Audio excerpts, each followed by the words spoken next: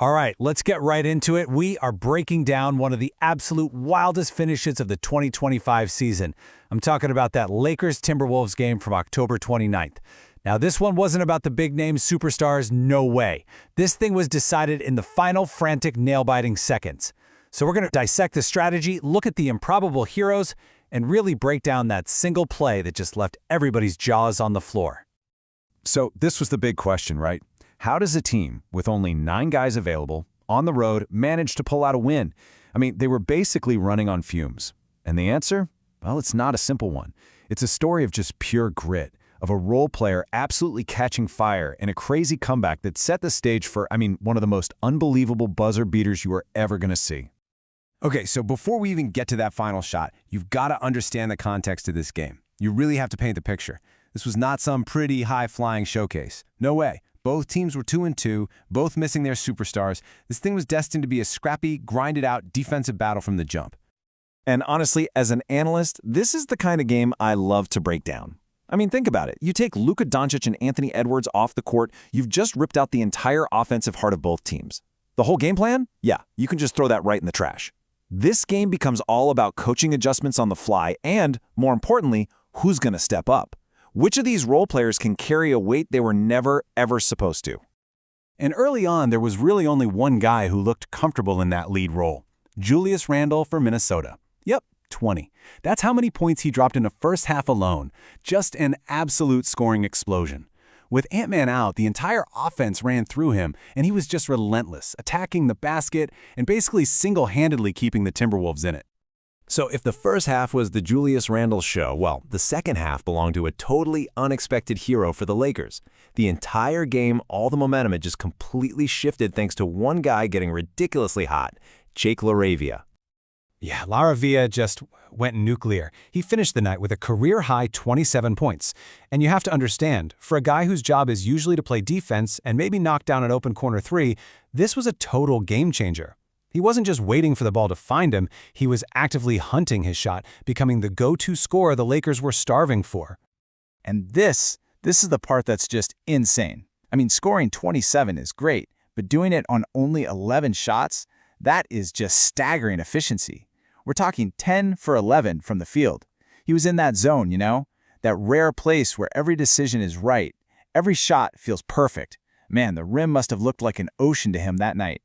And hey, you don't even have to take my word for it. Listen to this quote from Austin Reeves, the guy who actually hit the game winner. It says everything. In his big moment, the very first thing he does is give a shout out to LaRavia. That's the ultimate sign of respect from your peers, and it just shows you how crucial that performance was. Okay, now let's actually look at the impact this had on the game.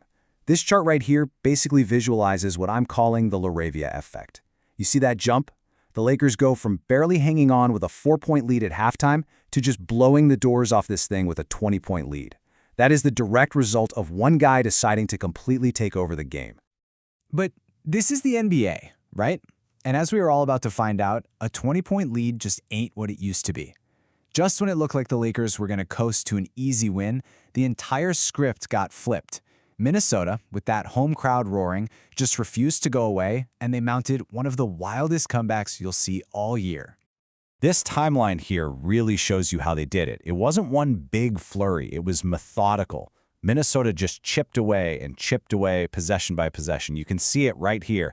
That 20-point lead gets cut in half, then it's down to 6, and then all of a sudden, boom, it's a 1-point game. Just an absolute masterclass in late-game execution from the T-Wolves.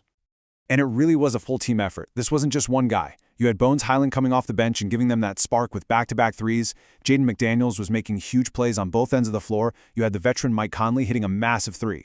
And all the while, Julius Randle was orchestrating the whole thing, switching from scorer to playmaker and just picking that Lakers defense apart.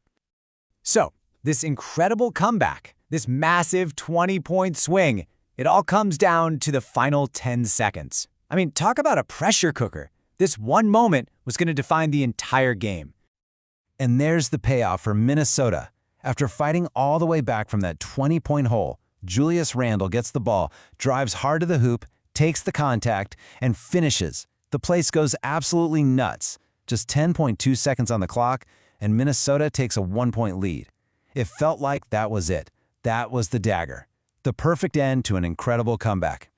But hold on, the game's not over. The Lakers have 10.2 seconds, and here's the kicker. No timeouts left.